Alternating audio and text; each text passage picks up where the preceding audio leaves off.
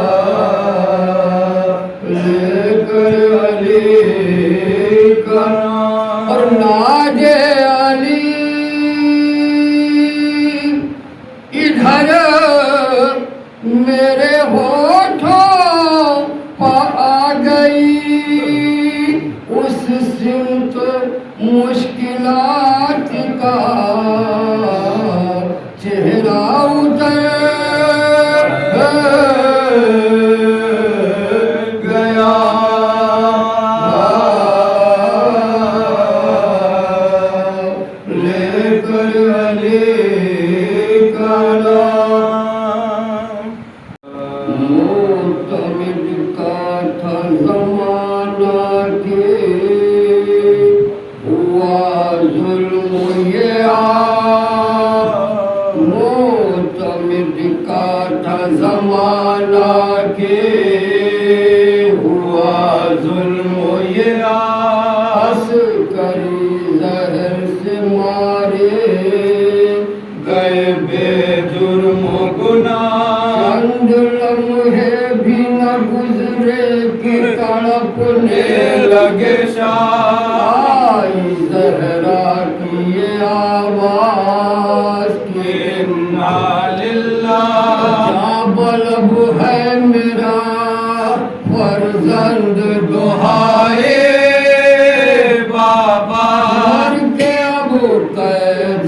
کیا ہوگی رہائی بابا،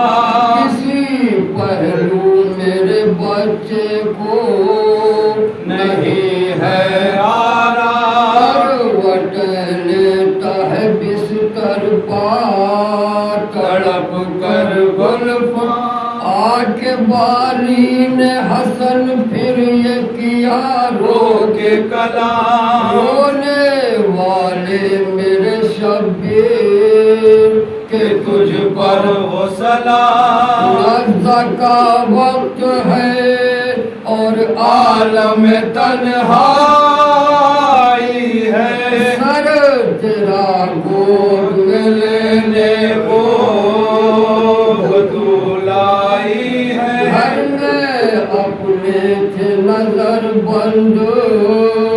جو مولائے انا وہی مونس تھے یہاں ایک کنیز غلام، ایک نگاہوں سے نہا 5 برس کا گلفام، اس کو لپٹائے ہوئے سینے سے کہتے تھے امام، تم کو گھر بار تمہیں عقدہ کشا کو سونپا، آپ رخصت ہے میرے لال خدا کو سونپا، آج ہے 8ویں تاریخ ربیع اول کی غر کے اشک غم شبیر ہے، غر کو اشک غم شبیر ہے، آنکھوں کے کنول میرے مرنے سے پڑے ماتم شہ میں نقل ہو جو غیبت بھی تو جاری رہیے طرز امان، جان زہرا کے لیے اشک بہانا بیٹا ہر جگہ مجلس شبیر میں جانا جان زہرا کے لیے اشک بہانا بیٹا ہر جگہ مجلس شبیر میں جانا بیٹا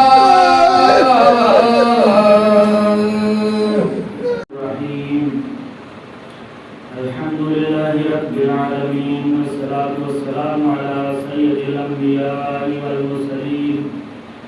سیدنا و نبینا و شفینا و حبیب قلوبنا و طبیب نفوسنا مولانا بالقاسم محمد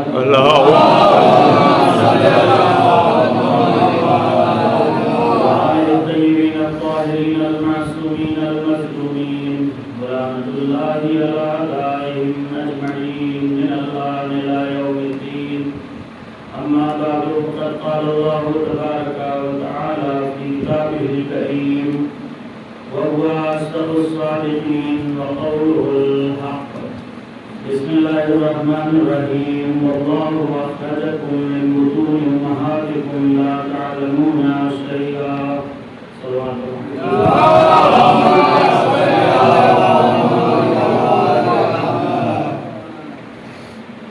مشہور اور معروف آیہ کریمہ ہے جس میں پروردگار عالم سارے انسانوں کو ایک سند دے رہا ہے اور وہ سند ان کی جہالت کی سند ہے اور ارشاد ہو رہا ہے کہ واللہ اخرجکم من بطون امہاتکم لا تعلمون شیئا، کہ وہی خدا وہ ہے کہ جس نے تم کو ماؤں کے شکم سے پیدا کیا اس حالت میں اس حال میں کہ لا تعلمون شیئا، کہ تم کچھ بھی نہیں جانتے تھے. اور اگر اللہ کہہ رہا ہے کہ تم کچھ بھی نہیں جانتے تھے تو پھر اگر ہم کہتے ہیں کہ ہم کچھ نہیں جانتے ہیں یا کوئی دوسرا انسان اگر کہتا ہے کہ فلاں شخص کچھ نہیں جانتا ہے جاہل ہے تو اس میں اور اللہ کے کہنے میں زمین آسمان کا فرق ہے. اور اللہ نے انسان کو صرف یہی سند دی ہے، اور وہ سند بھی انسان کی جہالت کی سند ہے کہ جب تم اس دنیا میں آئے تو لا تعلمون شیئا، تمہاری حالت یہ تھی کہ تم کچھ بھی نہیں جانتے تھے، کچھ بھی نہیں جانتے تھے. یہاں تک کہ جب انسان اس دنیا میں آیا، اگر وہ رو بھی رہا ہے، اگر وہ گریہ بھی کر رہا ہے، تو اس کے اس رونے کی وجہ سے ماں اور باپ تو سمجھ جاتے ہیں کہ اسے کس چیز کی ضرورت ہے، لیکن اس بچے کو اس رونے کے سلسلے میں بھی علم نہیں ہے کہ ہم کس وجہ سے رو رہے ہیں. یعنی جو کام وہ خود کر رہا ہے اس کے مقصد کا علم بھی اسے نہیں ہے. ٹھیک ہے، بہت اچھے ہیں، پڑھے لکھے ہیں، لیکن ان چیزوں کا علم ان کے پاس کہاں ہوگا؟ اور جب یہ اپنا جادو دکھائیں گے تو پھر اس کے مقابلے میں امام مغلوب ہو جائیں گے، اور اس کے بعد ہم ان کا مذاق اڑائیں گے کہ ان کو تو کچھ بھی نہیں آتا. تو اس نے جادوگروں کو بلایا، جادوگروں نے اپنی رسیاں پھینکی، اپنا جادو انجام دیا، لیکن اس کے مقابلے میں امام نے فوراً شیر قالین کو حکم دیا. اب ان شیر قالین کی طرف اشارہ کرنا ہی تھا کہ یہ شیر کہ جو ابھی قالین میں ایک شکل کی حیثیت اور ایک نقاشی کی حیثیت سے موجود تھے، وہ ایک واقعی شکل میں آ گئے، واقعی شکل اختیار کر لی، اور جادوگروں کو فوراً آگے بڑھ کے نگل لیا. اور اس کے بعد امام کی خدمت میں آئے اور آواز دی، یا ولی اللہ، اگر آپ اجازت دیں تو اس کو بھی. امام نے کہا نہیں، اب اس کو نگلنے کی ضرورت نہیں ہے، پانی لے کے آؤ تاکہ اس کو بے ہوشی سے افاقہ دیا جا سکے. ایک صلوات پڑھ دیں محمد. اب جیسے ہی قص سے افاقہ ہوا، اس نے کہا کہ مولا اس کو واپس کر دیجئے، شیروں کو حکم دیجئے کہ جس کو نگل لیا ہے ان کو واپس اگل دے. لیکن امام نے تاریخی جملہ ارشاد فرمایا، اور ارشاد فرمایا، اس کی طرف متوجہ ہوئے اور فرمایا کہ اگر موسیٰ کے اژدہے نے ان رسیوں کو نگل دیا ہوتا تو میں بھی ان شیروں کو حکم دیتا کہ واپس کر دیں. نہ وہ انہوں نے واپس کیا تھا، نہ ان شیروں کے اندر اتنی صلاحیت موجود ہے، نہ ان کو میں حکم دے سکتا ہوں یہ واپس کر دیں. ایک صلوات پڑھ دیں.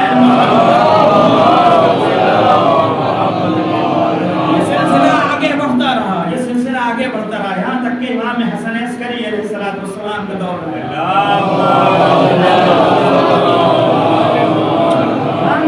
میں بھی وہی منصوبہ بندی ہونے لگی، بس رب دے رہا ہوں،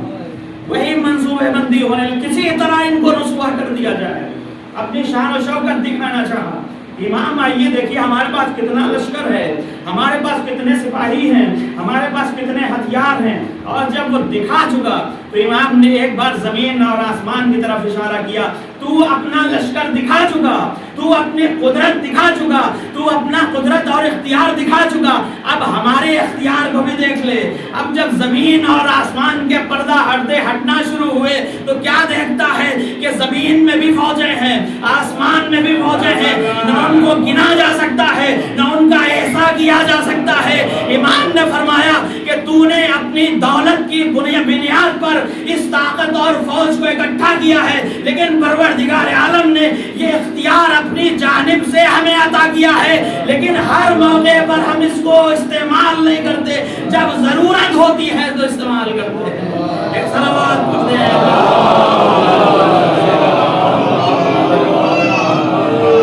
بس امام عسکری علیہ السلام قید میں ہیں، طرح طرح کی اذیتیں ہیں، طرح طرح کے مظالم ہیں، طرح طرح کے ستم ہیں. یہاں تک کہ جب آخری وقت آیا ہے تو اس نے حکم دیا کہ ان کے گھر میں طبیبوں کو بھیج دیا جائے، حکیموں کو بھیج دیا جائے، تاکہ جیسے ہی یہ اس دنیا سے رخصت ہوں یہ طبیب باہر آ کے بتائیں کہ اپنے طبیب موت سے مرے ہیں، ان کو شہادت نہیں ہوئی، ان کو قتل نہیں کیا گیا ہے، بلکہ یہ اپنی طبیعی اور فطری موت سے اس دنیا سے چلے گئے. لیکن جو پروردگار عالم کا انتظام ہے، اس انتظام کے آگے کسی کی بھی کوئی منصوبہ اور کوئی تدبیر نہیں چلنے والی. امام کو زہر دیا گیا، طبیبوں نے آ کے بتایا کہ مولا اس دنیا سے رخصت ہو گئے ہیں، لیکن اس سے پہلے کا جو موقع ہے، اس سے پہلے کا جو موقع ہے، امام کو زہر دیا گیا، امام تڑپ رہے ہیں اور اس عالم میں تڑپ رہے ہیں، اس عالم میں تڑپ رہے ہیں کہ ابھی آپ کا سن صرف 28 سال کا ہے، صرف 28 سال کا ہے، بس ابھی وہ آخری جملے ہیں، اور آج کی اس مجلس میں آپ کو 2 کام کرنا ہے۔ لیکن ابھی جو مجلسیں ہو رہی تھی اس میں آپ امام کا ماتم کر رہے تھے، لیکن آج آپ کو امام کو 2 پرسے پیش کرنا ہے، اپنے زمانے کے امام کو ان کے جد کا بھی پرسہ پیش کرنا ہے اور ان کے باپ کا بھی پرسہ پیش کرنا ہے، اس لیے کہ آج امام کے والد بزرگوار کی شب شہادت ہے۔ یہی وہ شب ہے کہ جس کے بعد ہمارا 12واں امام یتیم ہو جائے گا۔ امام نے حکم دیا کہ پانی پلایا جائے، غلام آیا پانی لے کے، لیکن صرف 28 سال کی عمر ہے اور زہر نے جسم کے اوپر اتنا اثر کیا ہے کہ ہاتھ میں اگر کوزہ پکڑتے ہیں تو ہاتھ تھرتھرانے لگتا ہے، پانی نہیں پی پا رہے۔ آواز دی میرے فرزند کو بلایا جائے، پہلو کے کمرے سے امام کو بلایا گیا، آواز دی بنیا استنی الماء، اے میرے بیٹے، اے میرے بیٹے، اے میرے فرزند، پیاس کی شدت ہے، مجھے پانی پلا دو۔ امام آگے بڑھے، اپنے ہاتھوں سے پانی پلایا، آواز دی مجھے وضو کراؤ۔ امام نے اپنے ہاتھوں سے وضو کرایا، امام نے 2 رکعت نماز ادا کی اور اس کے بعد ارشاد فرمایا کہ تم حجت خدا ہو، تم مہدی دورہ ہو، ہمارے بعد تم امام ہو۔ اس کے بعد اسرار امامت کو منتقل کیا اور اس کے بعد اب آنکھ کو بند کیا تو امام کی روح پرواز ہو گئی۔ امام نے مرثیہ پڑھنا شروع کیا، لیکن میں امام سے صرف اتنا کہوں گا، مولا آپ کا باپ اس دنیا سے رخصت ہو رہا ہے تو آپ موجود ہیں، ارے نماز بھی پڑھائیں گے، غسل و کفن بھی دیں گے، ارے جنازہ بھی شان سے اٹھے گا، لیکن ذرا کربلا کے میدان میں آئیے، لا یوم کا یوم کا یا ابا عبداللہ، جیسی مصیبت امام حسین علیہ السلام کے اوپر پڑی ویسی مصیبت کسی کے اوپر نہ پڑی۔ اور یہی وجہ ہے کہ جب اہل حرم کو مقتل سے گزارا گیا تو سید سجاد نے آواز دی، اے بابا اپنے جوان بیٹے کو معاف کر دیجئے گا، میں آپ کو بے کفن چھوڑ کے جا رہا ہوں، جزاکم ربکم خیر الجزا۔ بس ایام عذاب ختم ہو گئے، آپ الوداع کہنے کے لیے آمادہ ہیں۔ آج کے بعد سے یہ رونقیں نہ ہوگی، یہ فرش ازالہ ہوگا، یہ علم اور یہ تابوت نہ ہوں گے، یہ زینتیں اور یہ رونقیں نہ ہوں گی، یہ انجمن کے صدائیں نہ ہوں گی، یہ یا حسین کی آوازیں نہ ہوں گی۔ اگر پروردگار عالم نے دوبارہ ہمیں موقع دیا تو پروردگار ہمیں اتنی توفیق دینا کہ اس سال سے بہتر طریقے سے ہم امام کا ماتم کر سکے اور ان کی فرش عزا بچھا سکے۔ رہے جو اگلے برس پھر ہے اور یہ غم پھر ہے، اور جو چل بسے تو یہ اپنا سلام میں آخر ہے، اپنا سلام میں آخر ہے۔ بس عزیزو، اہل حرم کربلا سے ودا ہو کے روانہ ہوئے مدینے کی طرف۔ ارے دل یہ کہتا ہے کہ جیسے جیسے مدینہ نزدیک آ رہا ہوگا سارے شہید یاد آ رہے ہوں گے، اس لیے ایک مدت کے بعد وطن واپسی ہو رہی ہے۔ اسی وجہ سے جب مدینہ نزدیک آیا تو امام سجاد نے بشیر کو بلایا، ہم ایسے مدینے میں داخل نہیں ہوں گے، جاؤ پہلے جا کے اعلان کرو۔ مدینے میں بشیر آیا، آواز لگانا شروع کی، یا اہل یثرب لا مقام لکم قتل الحسین فادمعوا مدرارا۔ اے اہل یثرب، اب مدینہ رہنے کے قابل نہیں رہ گیا، ارے حسین مارے گئے، لہذا اب رو، آنسو بہاؤ، اس طرح سے آنسو بہاؤ جس طرح سے ایک ماں اپنے جوان پر روتی ہے۔ مدینہ سے آیا، امام کے نزدیک آئے، امام مدینے میں داخل ہوئے، زینب آگے بڑھی، قبر رسول پہ پہنچی، شکایتیں کی، مصائب بیان کیے، لیکن ساری باتیں بیان نہیں کی، اس لیے کہ ایک بیٹی اپنی ماں سے جتنا مانوس ہوتی ہے اتنا کسی سے مانوس نہیں ہوتی، کچھ باتیں بیان کی، لیکن جب قبر فاطمہ پہ آئی تو ایک مرتبہ آواز دی، اے میری اماں، اے شہزادی فاطمہ زہرا، میں سنانی لے کے آئی ہوں اور سوغات بھی لے کے آئی ہوں، اور یہ کہہ کے حسین کا خون آلود کرتا نکالا، آواز دی اے اماں، میں سفر سے واپس آئی ہوں، آپ کے حسین کا کرتا لے کے آئی ہوں، لیکن اس کے ساتھ ساتھ آپ مجھے معاف کر دیجئے، اس لیے کہ آپ کے حسین نے جو امانت ہمارے سپرد کی تھی وہ قید خانے شام میں سو رہی۔